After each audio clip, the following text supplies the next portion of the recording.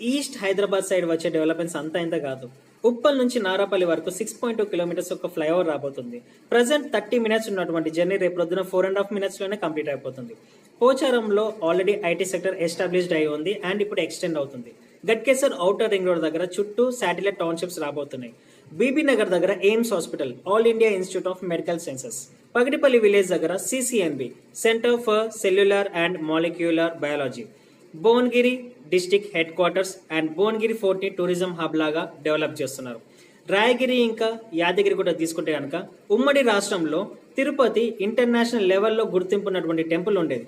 ఇప్పుడు తెలంగాణ సపరేట్ అయిపోయిన తర్వాత తిరుపతి లాగానే ఇప్పుడు యాదగిరి గుట్టను కూడా ఇంటర్నేషనల్ లెవెల్లో గుర్తింపున్నటువంటి టెంపుల్ గా డెవలప్ చేస్తున్నారు. And industrial corridors, Yadagirigutta surrounding లో కూడా చాలా ఇండస్ట్రియల్ కారిడార్స్ రాబోతున్నాయి. సో ఈ డెవలప్మెంట్స్ వల్ల అక్కడ సరౌండింగ్స్ లో ఉన్నటువంటి ల్యాండ్స్ చాలా హైక్ కాబోతున్నాయి.